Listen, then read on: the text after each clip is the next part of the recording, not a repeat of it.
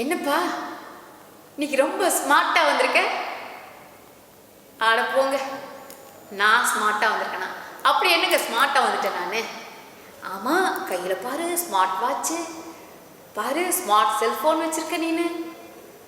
நீ போட்டிருக்கிற ட்ரெஸ் எல்லாமே ஸ்மார்ட்டாக இருக்கு. அப்படியா சொல்கிறீங்க? ரொம்ப சந்தோஷங்க அப்படின்னு நம்ம சொல்லுவோம். அந்த ஸ்மார்ட் இன்னைக்கு என்ன வந்துச்சு? ஸ்மார்ட் வேர்ல்டு, ஸ்மார்ட் சிட்டி என்று வந்துடுச்சு. ஸ்மார்ட் ஷாப், எல்லாத்துலேயும் ஸ்மார்ட் ஸ்மார்ட் ஸ்மார்ட் பார்க்குறோம். ஏய், இன்னைக்கு அம்சமாக நீ இருக்கப்பா அப்படின்றோம். அந்த அம்சமாக இருக்கன்னா என்ன? அழகு, மற்றவர்களை கவர்கின்ற தன்மை. அந்த கவர்தல் மட்டுமல்ல, நம்ம பார்க்கும்பொழுது என்ன செய்யணும்? மற்றவர்களை கவர்கின்ற தன்மை அது இருக்கணும். அந்த கவர்கின்ற தன்மை எதிலேயும் காணப்பட வேண்டும், ஒவ்வொரு செயல்லையும் இருக்கணும். என் அன்பு மாணவ செல்வங்கள், இங்கே இன்னைக்கு எங்கே போகிறப்பா அப்படின்னு நான் பார்த்து கேட்டேன். கேட்டப்ப சொன்னாங்க, மேம் உங்களுக்கு தெரியாதா, ஸ்மார்ட் கிளாஸ் போகிறேன் நான் என்று கூறுவார்கள். ஸ்மார்ட் கிளாஸ் எதில் தான் ஸ்மார்ட் இல்லைங்க? எல்லாத்துலேயும் ஸ்மார்ட் இருக்கு. கொஞ்சம் இதை யோசிச்சு பார்ப்போமே. ஒரு செயலை செய்யணும்னா என்ன பண்ணணும்? ஒரு தூண்டல் இருக்கணும். யாராவது அதை செஞ்சால் நல்லா இருக்கும்னு அதை பற்றி சொல்லணும். விளக்கேற்றுறவங்க விளக்கேற்றுவதற்கு அதை என்ன செய்கிறோம்? நல்ல சுடர் விட்டு பிரகாசித்து எரியணும்னா தூண்டி விடுறோம் இல்லைங்களா? அதே போல அந்த தூண்டல் என்பது இளம் சிறார்களிடத்திலிருந்து உருவாக்க வேண்டும். இப்போ இளமையாக காணப்படக்கூடிய இளைஞர்களிடத்திலும் தூண்டல் என்று சொல்லப்படக்கூடியது காணப்பட வேண்டும். அப்படி காணப்படக்கூடியதுக்கு உளவியலில் சொல்லும்போது என்ன வார்த்தையை பயன்படுத்துவாங்க தெரியுமா? ஸ்டிமுலேட் என்று சொல்லுவார்கள். அதுதான் ஸ்மார்ட் என்கின்ற வார்த்தையில் முதல் எழுத்து, ஃபர்ஸ்ட் லெட்டர் இருக்கே, எஸ். ஸ்மார்ட் அப்படிங்கிற எஸ், அது தூண்டல், ஸ்டிமுலேட் பண்ணும். ஸ்டிமுலேட் பண்ணிட்டா, தூண்டி விட்டுட்டா மட்டும் போருமா?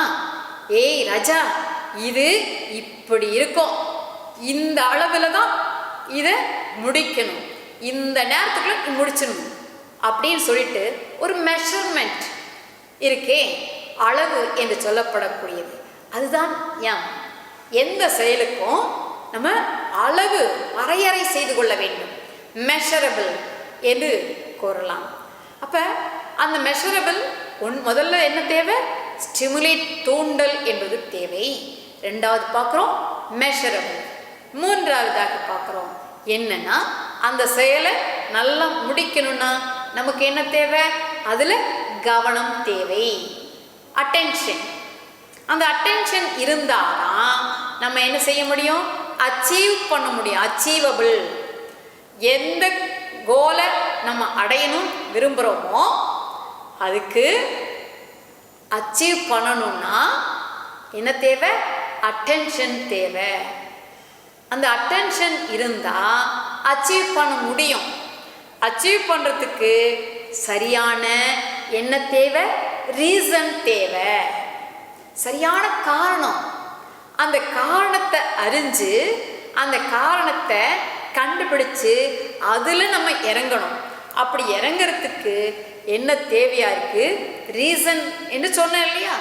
அந்த ரீசனோட ரிசர்ச் பண்ணணும். திரும்ப திரும்ப தேடிக்கிட்டே அதை இருக்கணும். அப்படி தேடும்போது அதுக்குன்னு நம்ம என்ன செய்யணும்? ஒரு டைம் பாண்ட் தேவை. கால அளவினை குறித்து கொள்ள வேண்டும். இப்போ கால அளவினை குறித்து கொண்டு செய்தால் அதுதான் டி. ஆர் சொன்ன என்ன? ரீசன். அது எது? ரிசர்ச் பண்ணணும். அந்த ரீசன் ரிசர்ச் பண்ணணும்னா சரியாக ரீச் ஆகணும் அதை அப்படின்னா அதுக்கு என்ன தேவை? கால அளவு என்பது தேவை. இப்போ டைம் பாண்ட். எல்லாத்துக்கும் ஒரு டெட்லைன் இருக்குன்னு சொல்லிட்டு சொன்னோம் இல்லையா? அந்த டெட்லைன் சொல்லக்கூடாது. என்னன்னு சொல்லணும்? Time bond. தகுதியான நேரத்திற்குள்ளாக முடிக்கணுங்கிறது இருக்கு. ஆக நாம் தெரிந்து கொள்வோம், ஸ்மார்ட் அப்படின்னா இப்போ என்னன்னு உங்களுக்கு புரிஞ்சிருச்சா?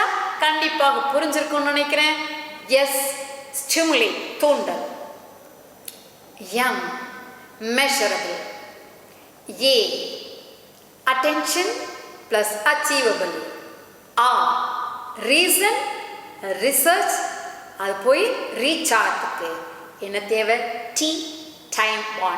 ஆக எல்லோரும் ஒவ்வொரு நாளும் ஸ்மார்ட்டாக இருப்போம் என்று கூறி அமைகிறேன். நன்றி, வணக்கம்.